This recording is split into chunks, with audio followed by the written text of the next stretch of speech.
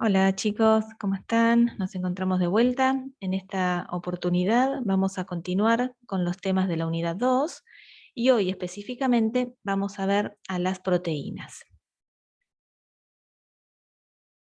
Las proteínas son una de las 4 biomoléculas que vamos a ver en esta materia y se caracterizan, además de por su estructura, que ya vamos a ver más adelante, principalmente por su versatilidad en cuanto a las funciones que tienen en los seres vivos.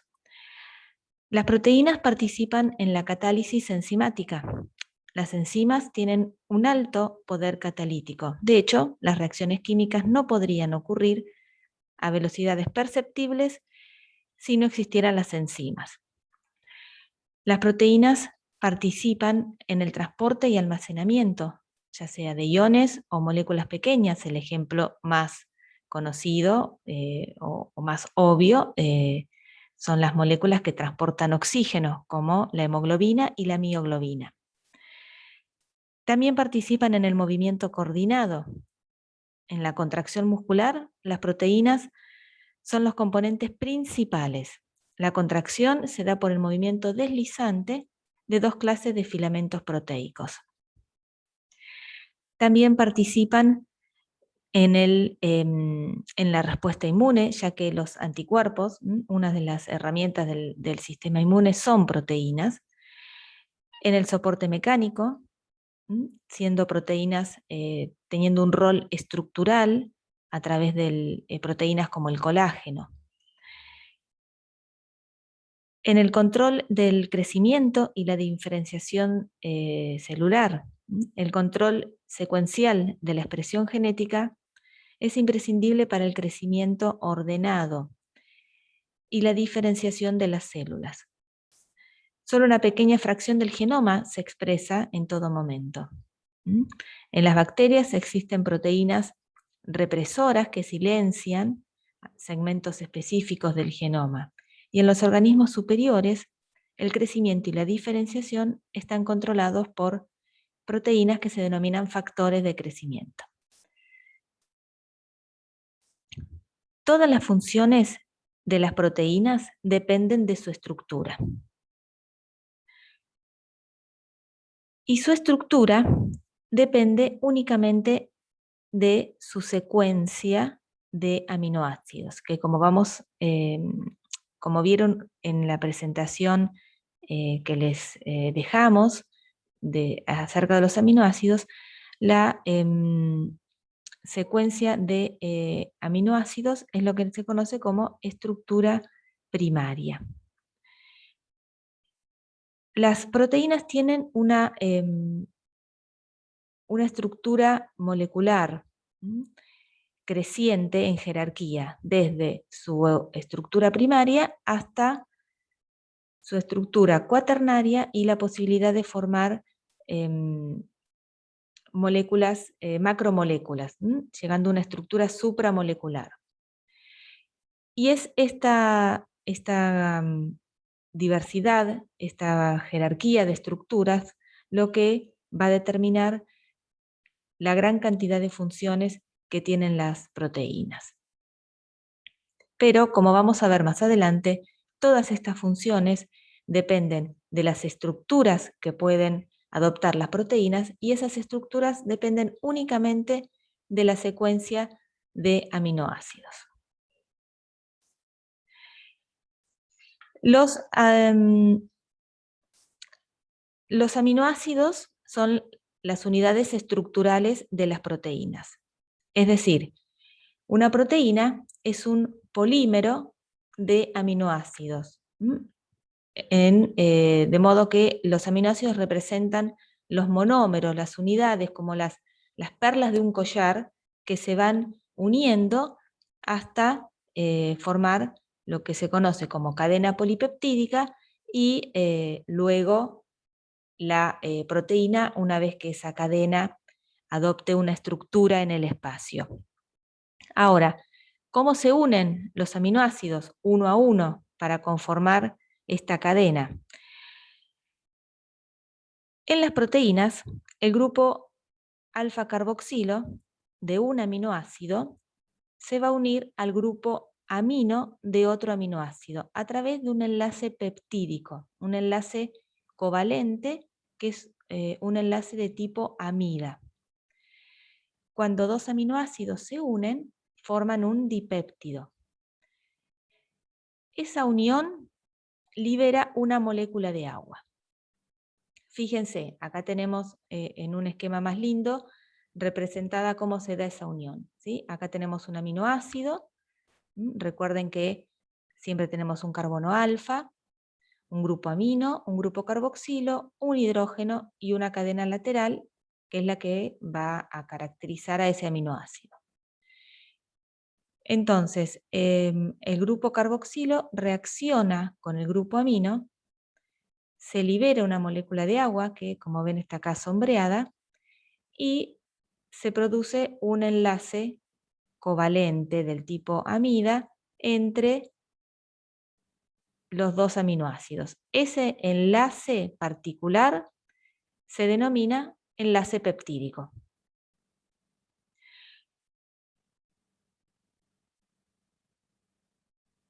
Las cadenas polipeptídicas se van formando entonces mediante la unión secuencial de aminoácidos. Para que este enlace peptídico ocurra, se necesita el aporte de energía, o sea que la biosíntesis de proteínas requiere energía.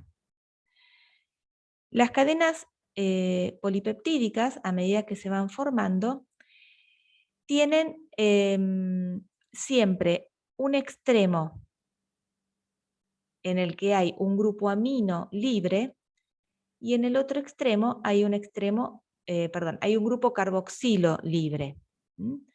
El resto de los grupos carboxilo y amino que están en el interior de la cadena intervienen justamente en la formación del enlace peptídico.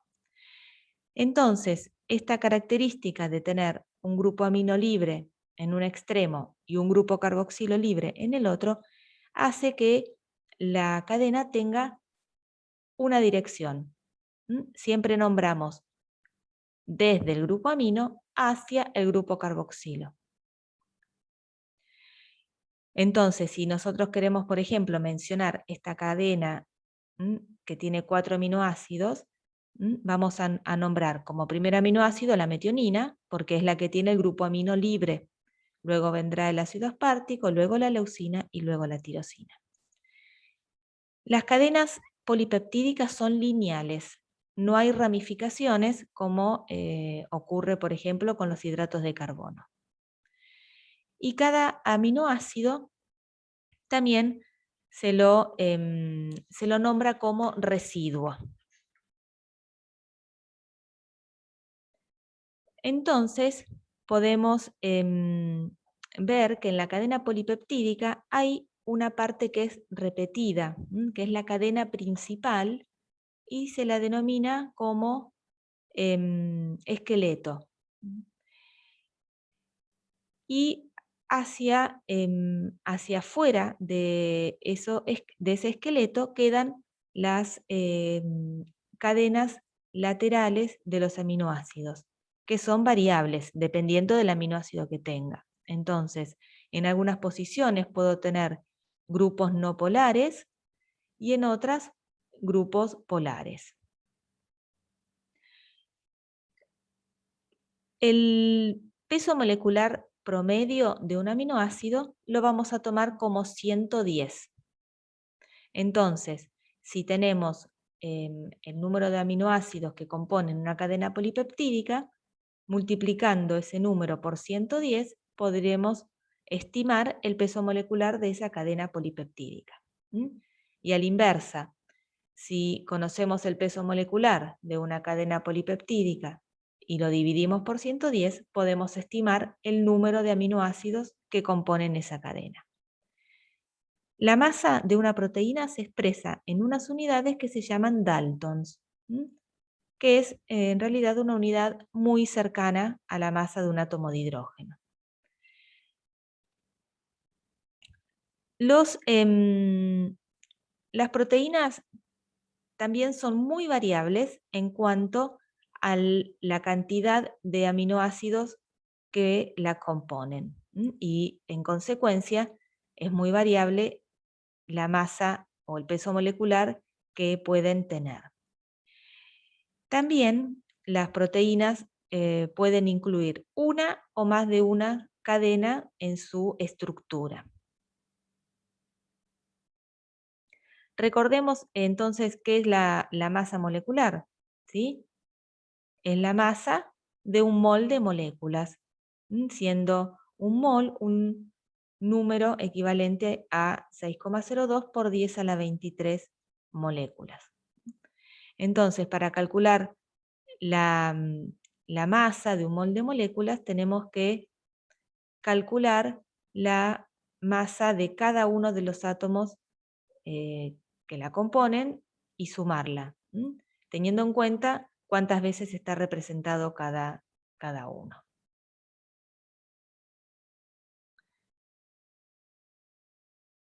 Las proteínas tienen un grupo amino terminal libre y un grupo carboxi terminal libre, como vimos recién.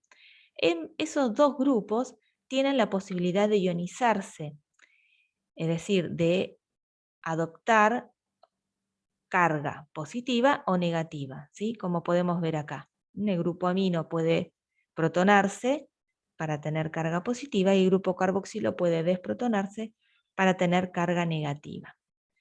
Los grupos amino y carboxi que están formando parte de los enlaces peptídicos no tienen ya la capacidad de ionizarse y por lo tanto no van a aportar carga o aportar al comportamiento ácido-base de ese polipéptido.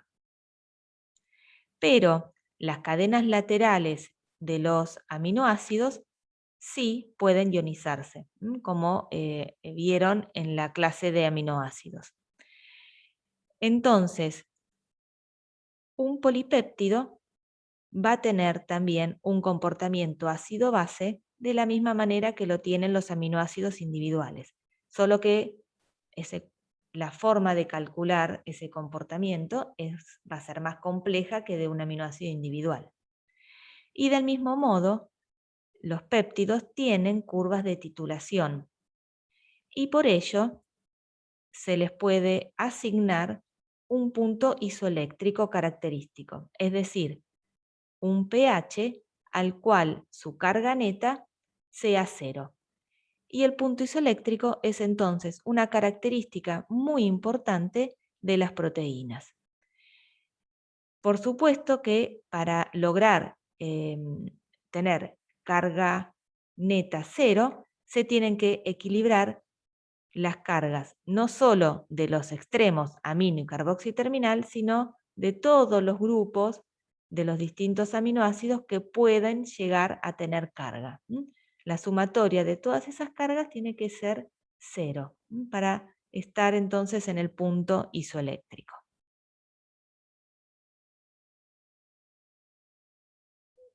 No hay generalizaciones respecto al tamaño que tiene un péptido o una proteína y en relación a su función.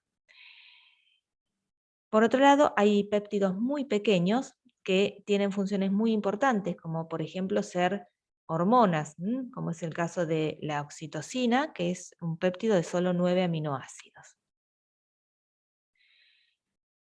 Más allá de esto, las proteínas se pueden clasificar en relación a la cantidad de cadenas polipeptídicas que la componen.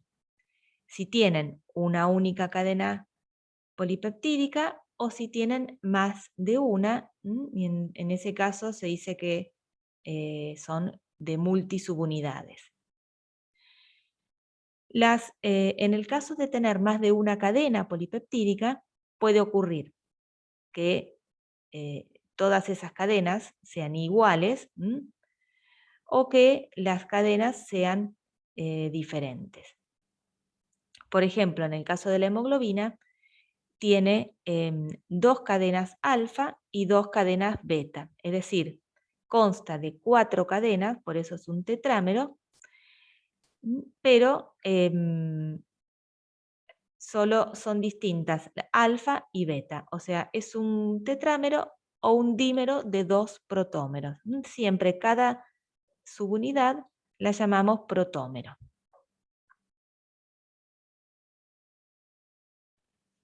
Las subunidades proteicas, en el caso de que existan, se pueden mantener unidas por enlaces no covalentes, ese tipo de interacciones que vimos en la primera clase, es decir, puentes de hidrógeno, enlaces electrostáticos, interacciones hidrofóbicas, o pueden unirse a través de enlaces covalentes que se establecen entre cisteínas.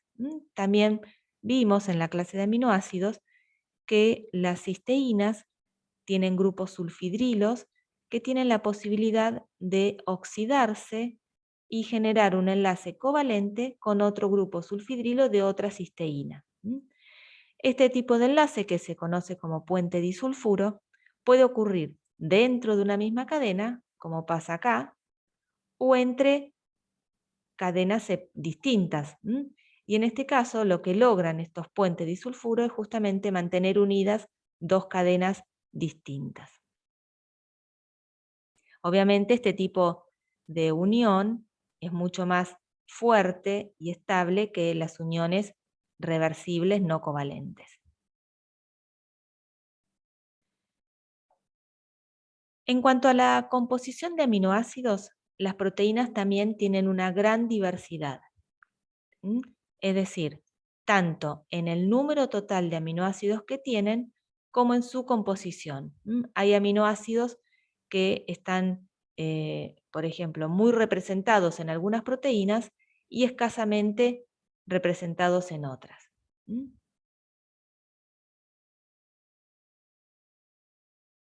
La primera proteína de la cual se supo su secuencia de aminoácidos es la ribonucleasa, que fue, la insulina, que fue descrita por Sanger en 1953.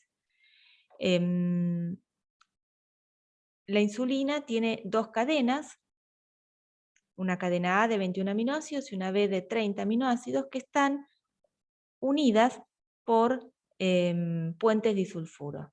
Esta es la misma estructura que les mostraba recién, justamente hablando de los puentes disulfuro. El trabajo que hizo Sanger en 1953 es un hito en la bioquímica, porque demostró por primera vez que una proteína tiene una secuencia de aminoácidos definida, definida con precisión. Además, él demostró que los aminoácidos que forman parte de las proteínas son L-aminoácidos. Recuerden también de la clase de aminoácidos que podían tener dos configuraciones, la L y la D, pero solo la L está en los aminoácidos que forman parte de las proteínas. Y esto lo descubrió Sanger en 1953. Y él descubrió también que los aminoácidos están unidos por enlaces peptídicos entre el grupo amino de un aminoácido y el grupo carboxilo de otro.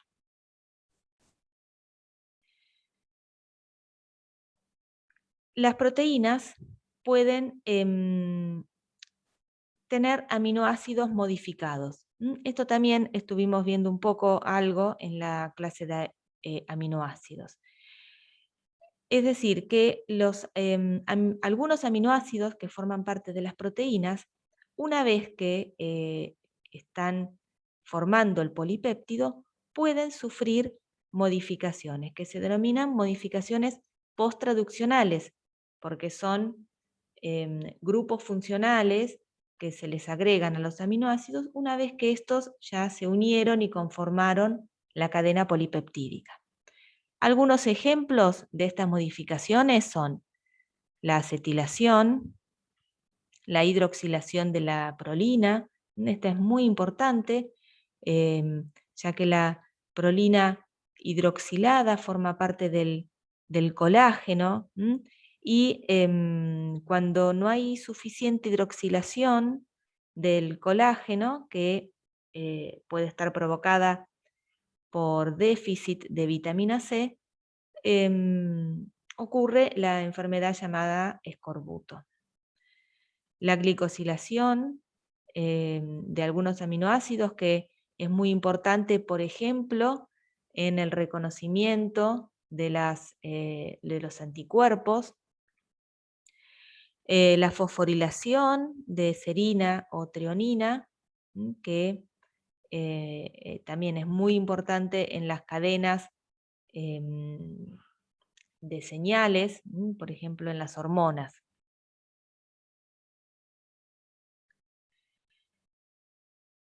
Aparte de tener algunos aminoácidos modificados, las proteínas también pueden tener determinados grupos asociados. Y en ese caso, las proteínas se llaman conjugadas. Y el grupo asociado se lo llama grupo prostético. Esos grupos pueden ser de distinta naturaleza. Pueden ser lípidos, carbohidratos, metales. Uno de los más conocidos para ustedes seguramente es el grupo hemo, que es una porfirina que tiene hierro unido y que es el que está asociado a la hemoglobina, y participa justamente en el transporte de oxígeno.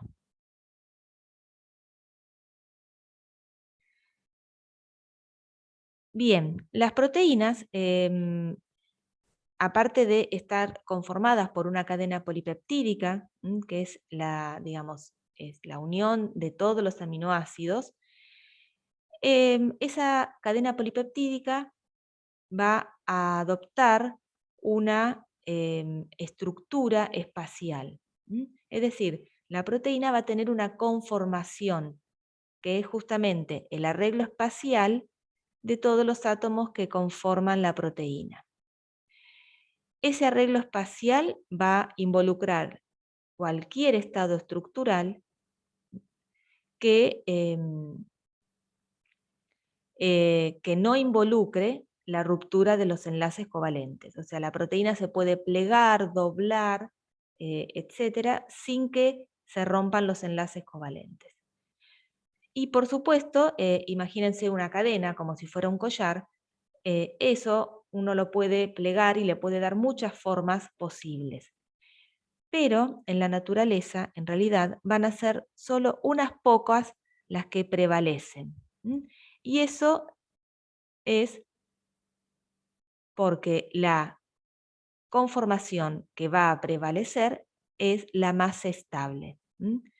La más estable desde el punto de vista termodinámico, es decir, la que sea energéticamente más favorable.